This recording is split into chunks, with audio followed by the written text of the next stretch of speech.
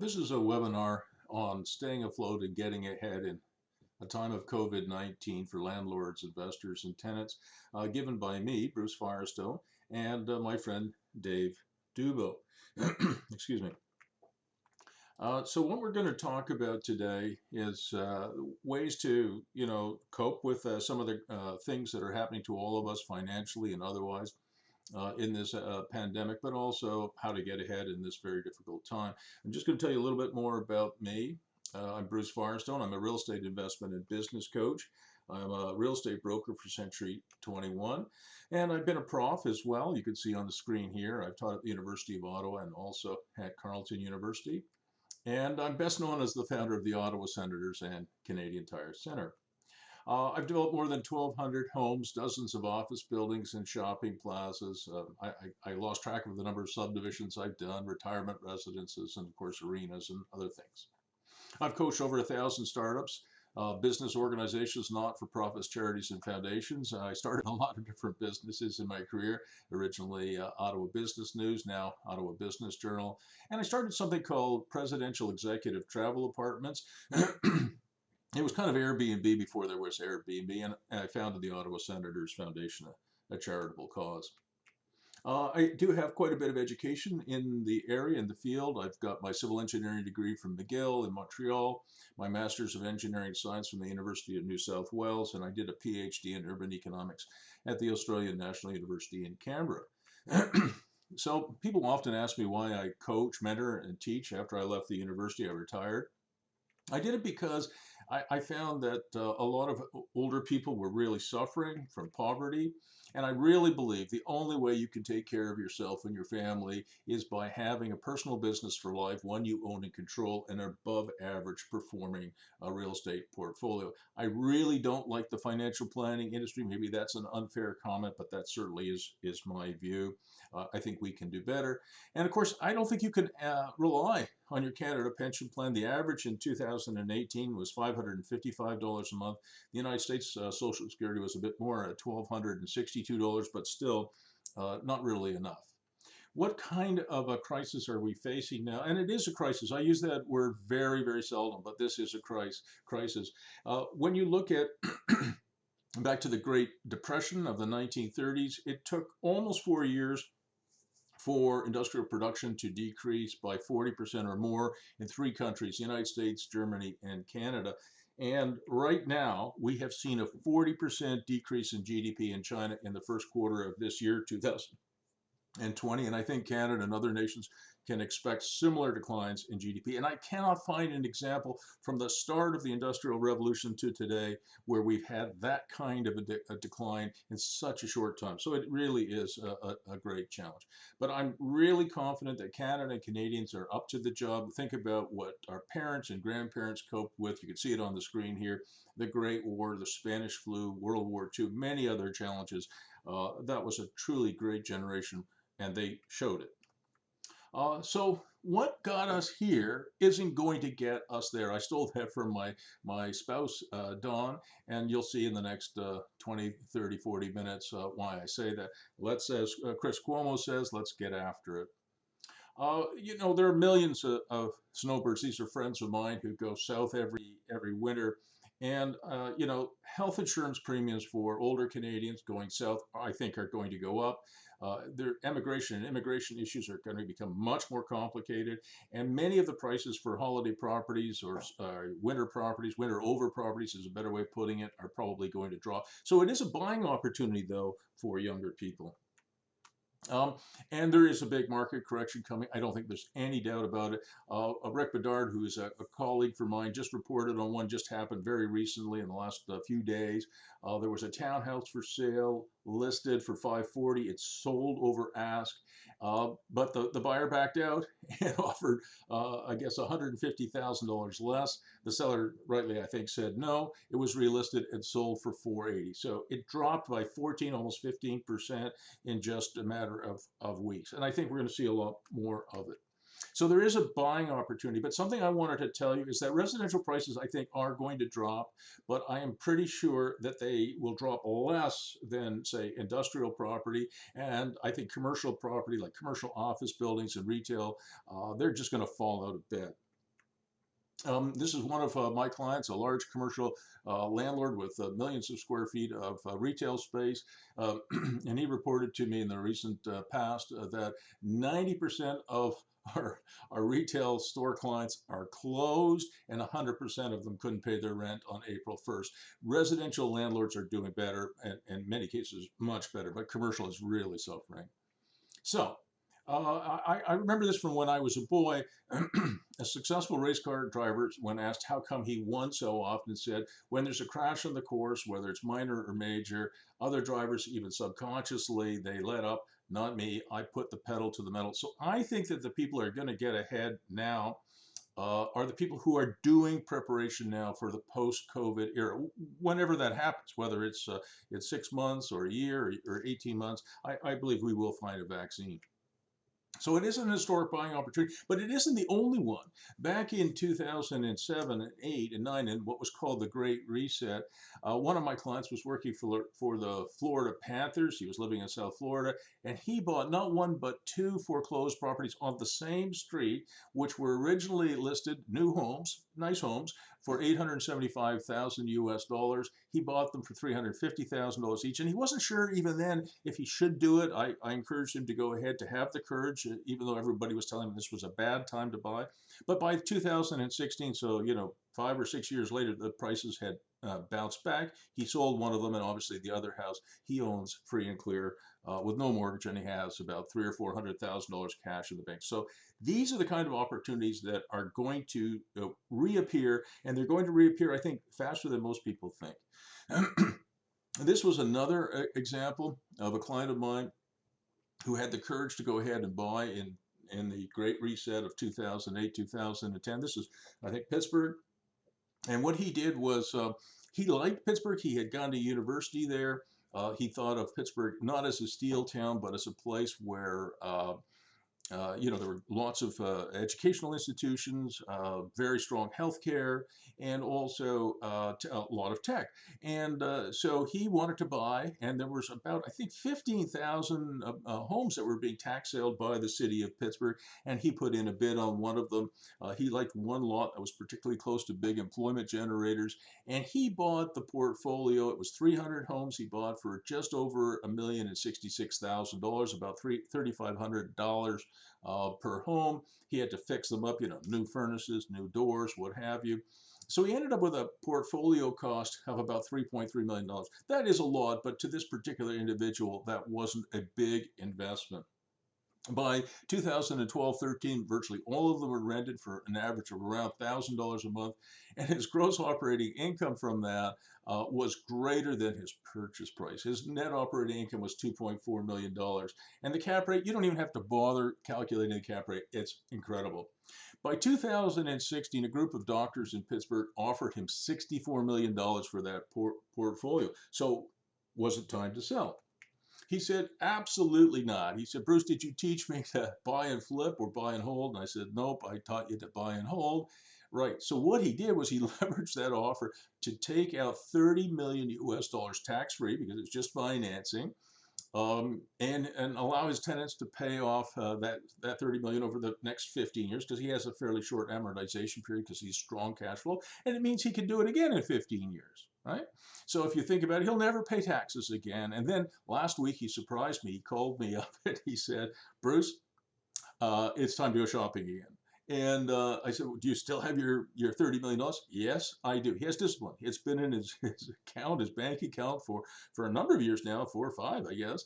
And, it's easy to blow that money. You might think, oh my gosh, $30 million, how would you blow it? But it's easy to blow it. People often go buy these super yachts. I have another billionaire client who actually has one of these super yachts, and it costs them just to dock it and maintain it. It costs them 30,000 US dollars a month. So it's easy to blow $30 million, or for that matter, $300 million. But he didn't do that. He has discipline, and that's one of the most important things for any investor. But having said that, incomes are going to fall as joblessness increases. We have 6 million people unemployed in Canada today, including a couple of my children. I have 5 kids, 2 of them are unemployed. And And I think there's going to be 40 million Americans unemployed either by the end of April 2020 or the middle of May. So people are going to want to find less expensive ways to live, and I think it's probably a good thing. It's time for a change. And so in my hometown in Ottawa, capital of Canada, we allow, as of right, backyard coach houses. And I really encourage the people that I coach, whether they're rich dudes or they're average people, to put a coach house in their backyard. And they don't have to be ugly little homes. They can be quite attractive, as you see here on the screen. Add a basement apartment. I have a microsuite in my basement, and right now it's not rented out. Well, it is in a way. It's rented out to my youngest son, who lost his job, unfortunately, as a project manager. He was laid off, and he's now living rent-free in his mom's basement. But you can add basement apartments, and certainly that you already know that that's a good thing for you. I I'm a big believer in tiny homes. I know that it's a very popular thing across Canada and the United States. There's lots of shows on TV, Live Tiny or whatever. But I think it's time for cities to get serious about providing opportunities for young people and not so young people to lower their costs. And we should legalize these things, in my opinion. This is a group in Kingston, Ontario, Ferris, that I know very well. And they build these tiny homes too. And they do a very good job of it, I might add. So the question is, um, I can't coach people on this, but I think we all have the right to civil disobedience. And civil disobedience is about, doing what you think is ethical, but maybe not entirely permitted by bylaws. Right now, you're not allowed to have a tiny home parked in your backyard and have people live in it, whether it's your son or your daughter or a student or whoever, or your mother-in-law. You're not allowed to do that. But I think that it's time that citizens take back control of our cities and provide opportunities for young people, and as I said, not so young people, to live at a lower cost of living. Now, Sprout Tiny Homes, they make beautiful tiny homes in Colorado, which I think is the home of the tiny home industry, but they're about 95,000 US dollars. By the time you transport them to Canada, pay some duties and HST, it's about $112,000 or $113,000 to bring one of those properties, one of those buildings to Ontario. It's about 157,000 Canadian dollars, but Ferris is providing them out of Kingston for about 85,000 Canadian. So we have people in Canada, and Ferris is just one of them, who can produce really good structures and I think provide affordable home opportunities. Here's Economics 101. If you think about it, a Ferris tiny home at $85,000, if you financed it at 3.5% for 15 years, works out to about $615 a month. Whereas if you bought a townhome in Ottawa, which could be $400,000 or $500,000, you'd be looking at, with a short amortization period, at a really high number like $3,400, $3,500 a month, and you would pay property taxes on that too. How come there are no property taxes on tiny homes? Well, here's why. This is sorry. This is I put in here a testimonial. This was actually from one of my first coaching clients, Paul, a young fellow who bought a home. It was his first home. It was his first investment property. And he said it was a great learning experience, but he got into trouble just before closing. I got a call from the underwriter and they pulled his mortgage. I said, "Why did you pull the mortgage?" And they said, "We Googled Paul." "You Googled him?" "Yes." And they found out that he was looking for roommates. And I said, "Yeah, he's a young man. He's not married. He's a bachelor and he's on his own, and it's a big house. He's going to have, a few roommates." "Oh, well, we consider that a rental." And they pulled his mortgage. So I asked Paul to take down the ads from Kijiji or Craigslist, wherever they were, and we managed to find another mortgage. So again, coming back to civil disobedience, I have young people and I have seniors who are really hard up for money, and they do take in roommates. I have a lady in a suburb that I coach, and she always takes in 2 or 3 roommates to help her make ends meet. Her husband has passed away. So what I'm telling you today is I can't advise you to breach bylaws or ordinances, but I can tell you that a lot of people are doing what they have to do to survive. All right, so let's go back to lowering costs. One of the things that is the hottest thing in real estate, not just in Canada, the United States, but around the world, is the microsuite. And you can see this is an example of a microsuite. This one is about 275 or 300 square feet. And a lot of people who were roommates before are preferring to go into microsuites. So these microsuites could be in a 20, 30, 40-story building, but they could also be, and many of my clients are putting them into the homes that they own. And people prefer that over roommates. Roommates, of course, at a time of COVID-19, if one of your roommates is working in a healthcare situation, that obviously brings certain risks back to the roommates. But in addition to that, they argue about who ate the last slice of pizza, who drank the last beer, and that sort of thing. So we have, as a group, we have to push and pivot our cities and our towns to allow more flexibility so that we can provide more opportunities. It will be more opportunities not only for us as investors and landlords, but also for our tenants to live, in a dignified manner, but at a lower cost. One of my clients, she is a mom with 4 kids, a single mom with 4 kids. She's the sole provider, obviously, and she has a number of homes with 7, 8, 9 roommates in it. She is going to pivot to a microsuite model. This is another client of mine. This is his home in a small town, and it's a nice home. It's quite big, actually, and it has in it, if I can just go back here, if you could see my cursor moving around, there's a little bit of a balcony here. I guess you'd call it a balcony here. And when you go inside, there's this 300 square foot space. He has 2 living rooms. And I said, Ken and Natalie, why do you have 2 living rooms? And they said, well, we don't really need them. Right. So you can convert this 300 square foot space into into a microsuite, and he can get $1,000 or $1,100 for that. So here's me taking a picture of the door. And what was really cool about this thing is this microsuite, or what will be a microsuite, already has access to the outside and to this balcony that I pointed out earlier. Now let's look at some numbers here. I mean, the microsuite will add about $1,000 a month to Ken and Natalie's retirement income.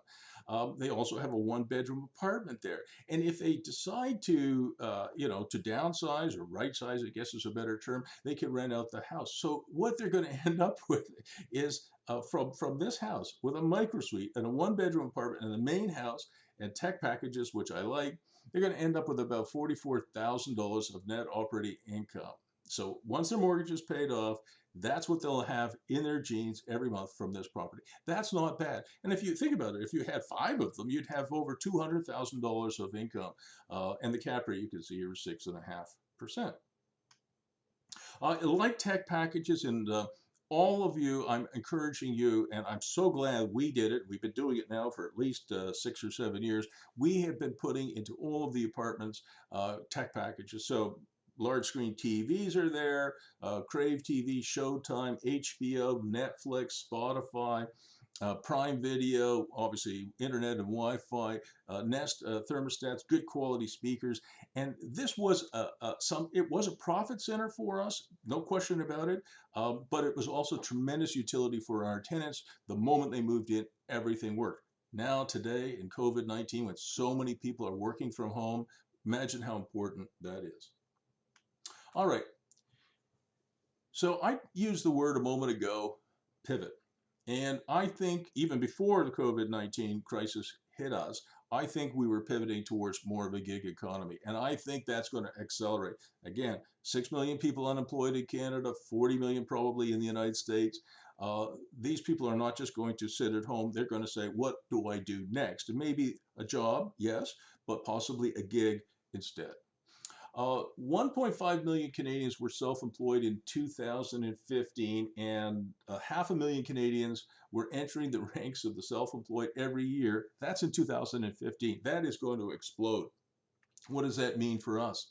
This is something that Isabel Bradbury coined a term, FEHAJ, for every home a job. And I kind of have a riff on that, which is FEHAJ, for every job a home. And I'll explain what that means in a minute. So here's one of our properties. Some of you will have seen this before. This is 1268 Henry Farm Drive. We converted this garage into an office where somebody can work out of the garage and run a small business. The other thing that we really like is, and what I really like is for the gig economy, is backyard workshops. I really encourage people to consider adding these to their properties if they can. And again, it's so that a tenant could come along and rent an apartment from you, or rent a basement suite, or even a micro suite, and have a place for his or her small business. What would that small business look like? Well, it could be home-based nail bar. It could be a registered massage therapy or physiotherapy clinic. Could be home-based daycare. Your tenant could be a dog walker. Could be a yoga studio or a hair salon. Could be somebody who's doing some tutoring or bookkeeping. This is a clients of mine, Alex and Stefan.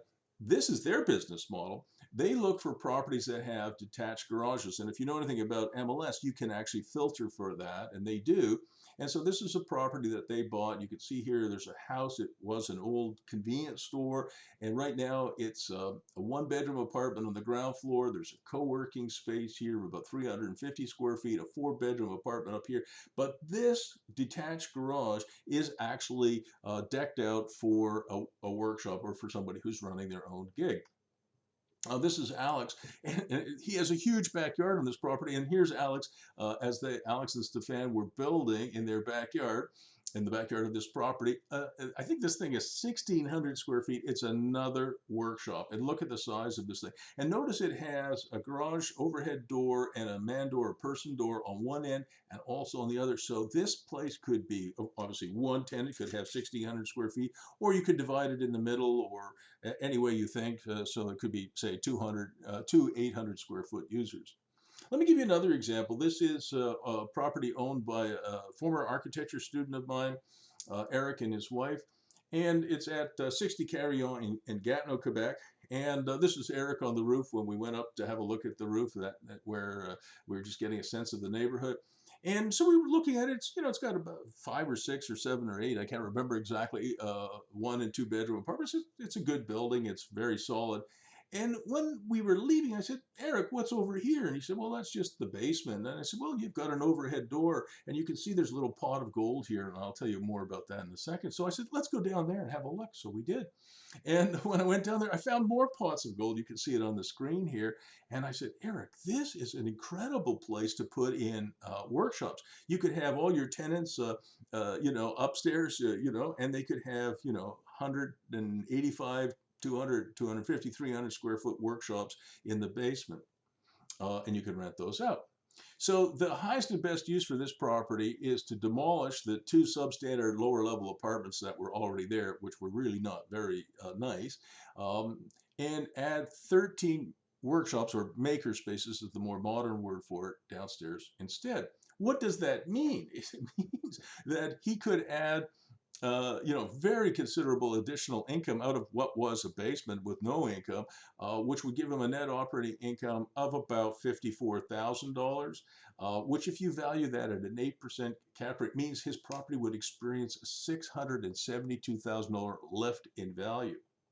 The cost of fitting up these workshops is about $175,000, gives them a net of about $500,000. So when it's reappraised and you get the right appraiser who will look at the income, and you put a 75% loan to value mortgage on that, it means that Sarah and Eric will be able to take out $372,000 of tax-free money, rinse and repeat. That is the magic of real estate. This is another property owned by another client of mine. And again, more micro workshops. And you can see a few pictures here. So this is an overhead door that's shared between a number of workshops. Change is coming. Change is all around us. And change is scary. I understand that. But there's lots of opportunity as well. So let's talk about that. Here's another client of mine. This is Chris Long and his daughter, Lily. And this was done, I think, yes, late last year, October of 2019. It was the opening of Long Yard, something that Chris Long, it's obviously named after him, has been a tremendous success. It's only been open since October, but it's been really successful. And I'm going to show you why. This is what the property looked like when he bought it. Now, most people, when they see this, they would run away. They would run away screaming, oh my God, you're going to buy this? Chris, you are crazy. But you shouldn't buy anything. You shouldn't buy anything without a business model. What's the difference between a business model and a project? A project is just a bunch of random stuff. You know, you buy a house, you fix it up. You buy a small plaza, you know, you rent it out. You buy a piece of land. Okay, those are just a bunch of things that you've done. A business model is something that's repeatable and scalable. And I'll show you, this is a business model. And I said, Chris, when you buy, and we bought this cheap, you can imagine. When you buy this, never, ever, ever tear this down.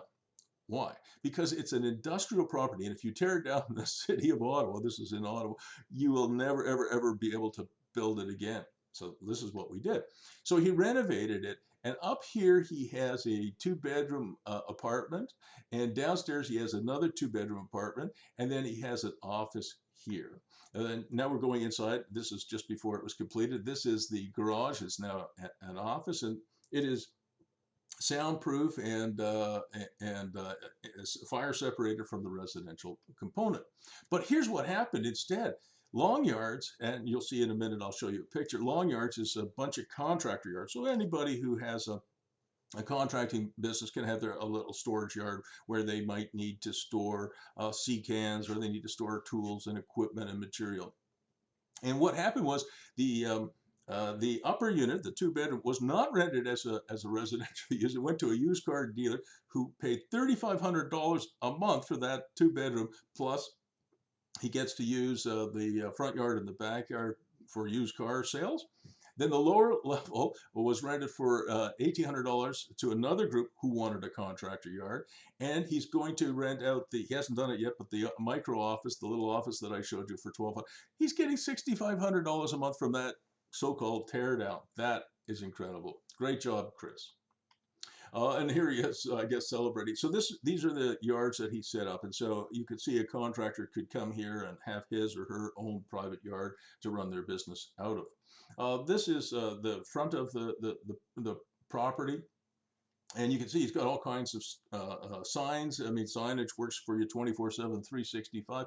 And guess what? What makes this interesting is this is a business model that is scalable. Why is it scalable? Because there are thousands and thousands of mini storage places across Canada and the United States that are not doing very well. They're being put out of business, or really their business is being damaged by big companies that do inside storage, like Diamond Storage, if you've ever heard of them. And many, many, many of these businesses are owned by baby boomers, people my age and older, and their children don't want it. So they're for sale, and sometimes they're for sale at a very low cost. So you could scale this model huge. All right, here's another example. A client of mine has 1,300 hotel rooms in, I think, 6 cities, and guess what? 90% vacant. The only people who are in his hotels at this time are healthcare workers, people working in the ER or the ICU who do not want to go home to endanger their families, and they're staying in the hotels. 90% vacancy. If you have a residential portfolio that was 90% vacancy, you'd be wanting to jump off a bridge. But the good news here is that 1,000 of these places were set up already as microsuites. And I'll just go back a slide. So they had a little kitchen, and they had a bed, and they had a little area to do some work at, a little bit of relaxing area too, where you could watch TV or Netflix or whatever. So he is going to pivot to medium or long-term rentals, and he'll probably put all 1,000 of those microsuites into the long-term rental market, or the the medium-term rental market. The short-term market, I think, is gone, at least for now and the foreseeable future.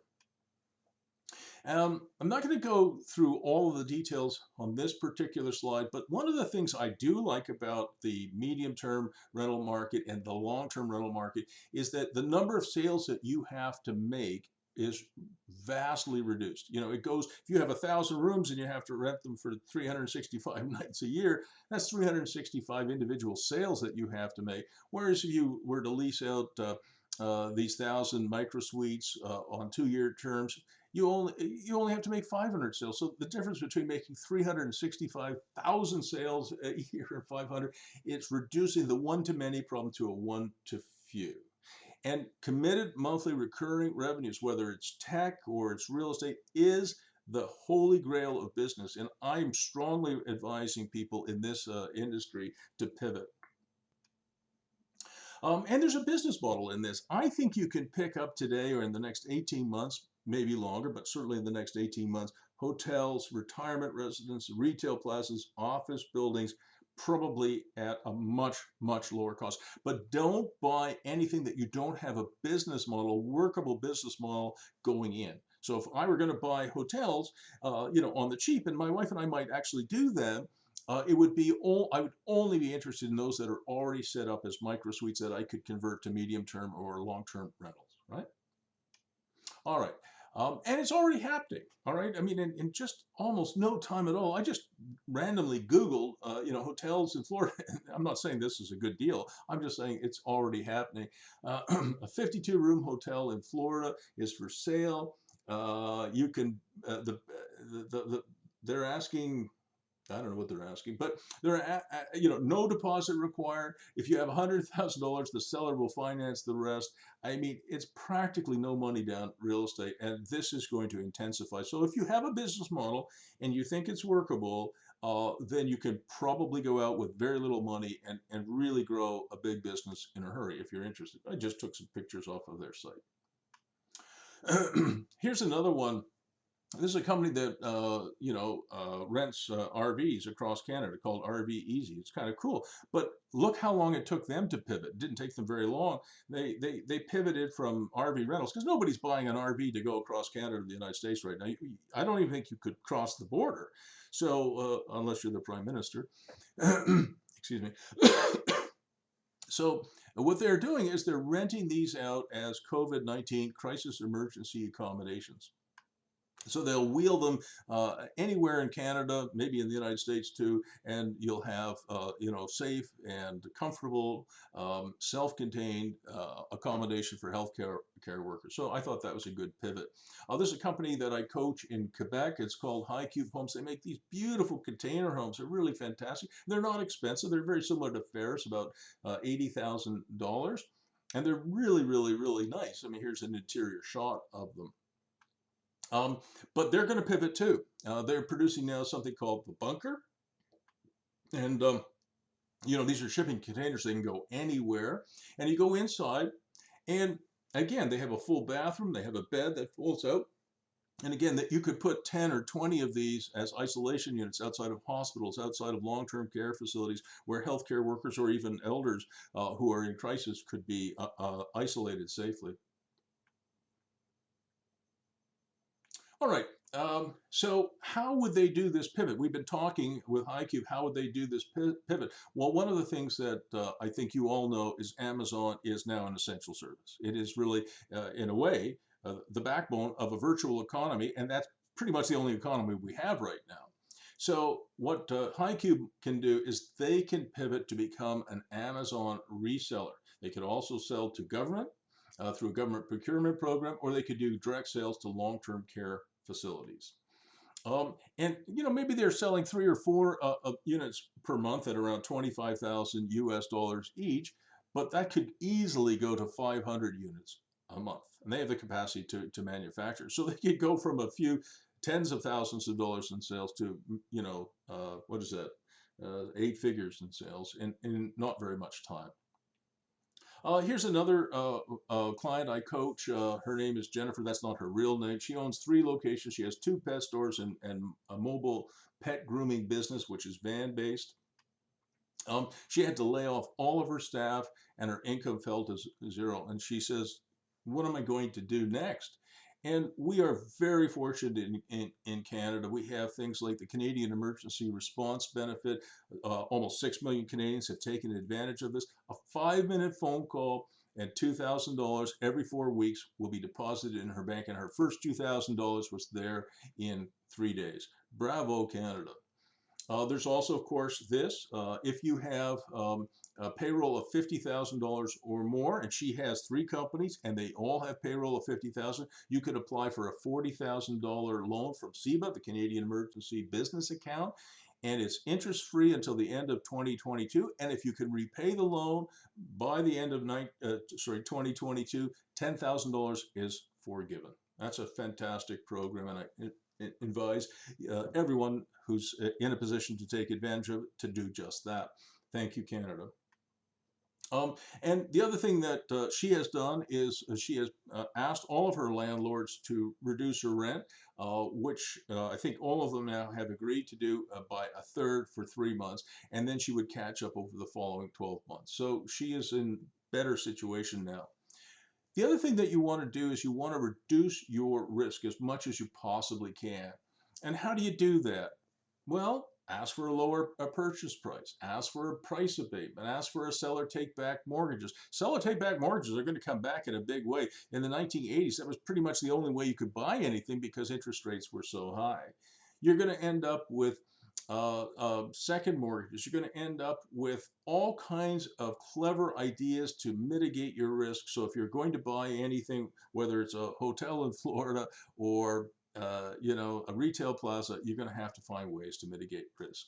Some of the other things that people are doing, there's a program in Canada and the US has a very similar program called the Canada Small Business Financing Program. 75% of those loans are government guaranteed. So if bad things happen, you're only responsible for repaying 25%.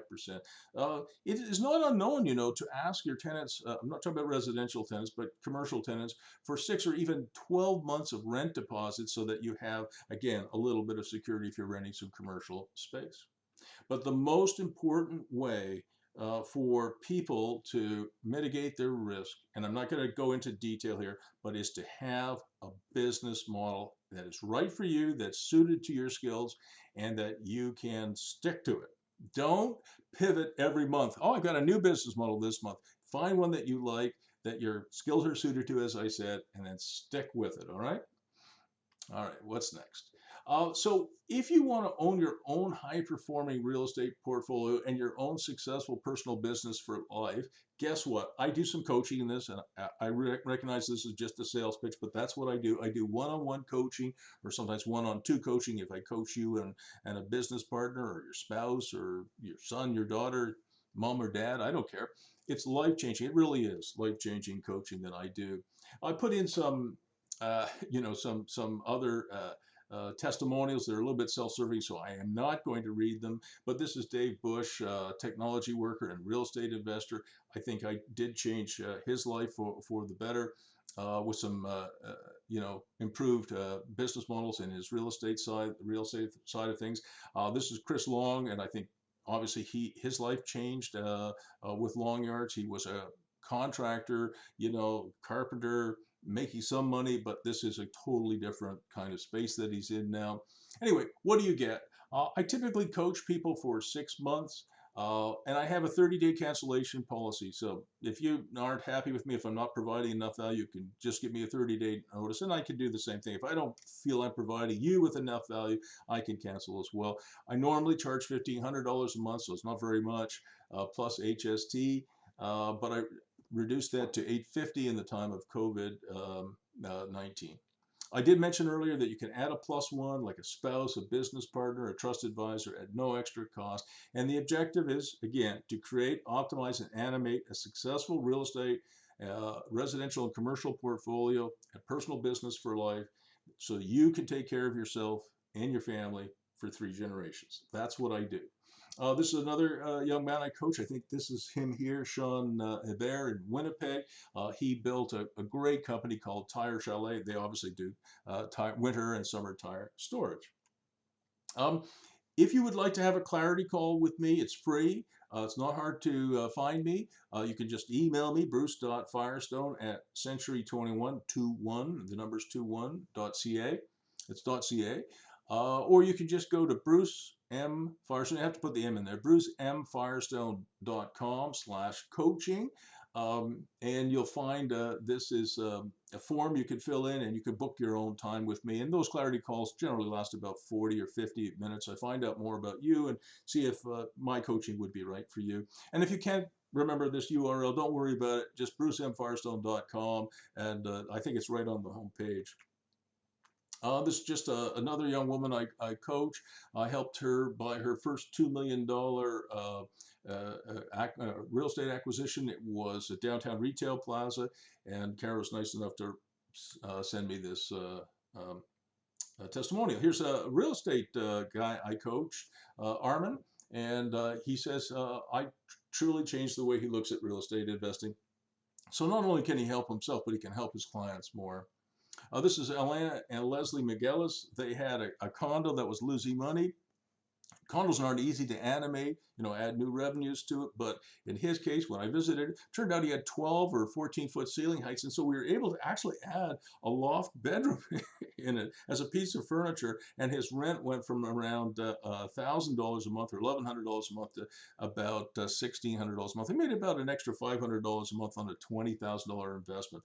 Not a bad return, I guess a 33% return on investment there. So pretty good. This is Roy and Tammy. I coached them as well, and they both lost their jobs on the same day, and they came to me. Roy has skills as a project manager. Tammy has skills in marketing, and now they do develop units on their own, and they will soon be at 28 single-family homes and townhomes that they own, all of them duplexed.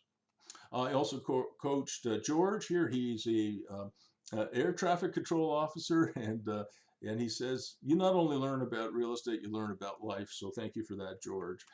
So this is me, Bruce Firestone. You can see I look just like Brad Pitt. And I hope you've enjoyed this webinar. I hope I've contributed to you and your family a little bit today. And be well, everyone, and good luck.